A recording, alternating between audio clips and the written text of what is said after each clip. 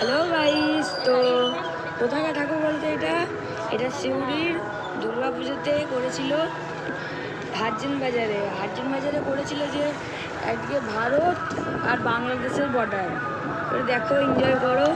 আমাকে তো খুব ভালো জায়গা লেগেছে, বর্ডার দেখতে পেয়েছি প্রথম, ওরকম তুলনামূলক করেছে, তো পুরো ভিডিওটা করে দিলাম। তো দেখো তো কেমন লাগলো, একটু কমেন্টে প্লিজ জানিও, ঠিক আছে? Tata, bye bye. Like share subscribe করে দিও।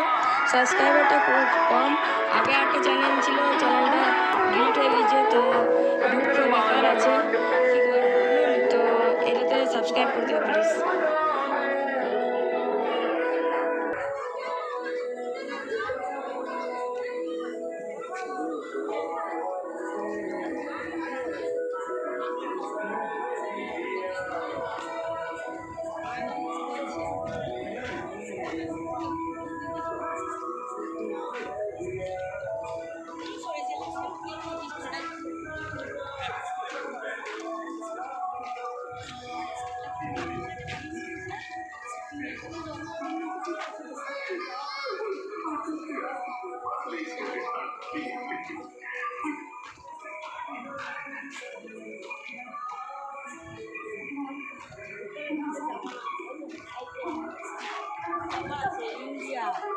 ও ইন্ডিয়া বাংলাদেশের বর্ডার করেছে।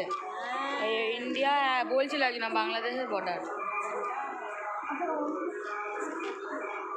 অন্ধকার হয়ে আছে।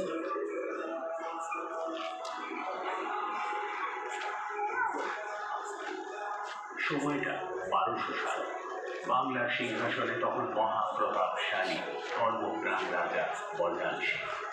তিনি এক রাতে মহিষাসুর মর্দিনী দশভুজার স্বপ্ন দেখেন।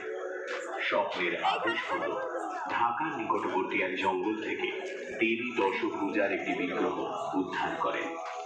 বিগ্রহটি আচ্ছাদিত বা ঢাকা ছিল বলে তিনি এর নাম করেন ঢাকেশ্বরী এবং প্রতিষ্ঠা করেন ঢাকেশ্বরী মন্দির।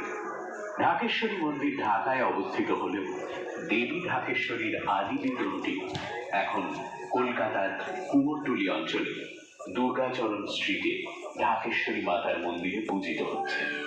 1947 সালে দেশভাগের পর আদি বিগ্রহটি চলে আসে এখানে।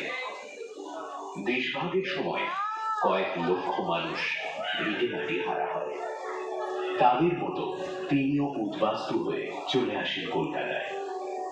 কিন্তু আজকের দিনে দাঁড়িয়ে কেন জেগে উঠল সেই দেশভাগের স্মৃতি?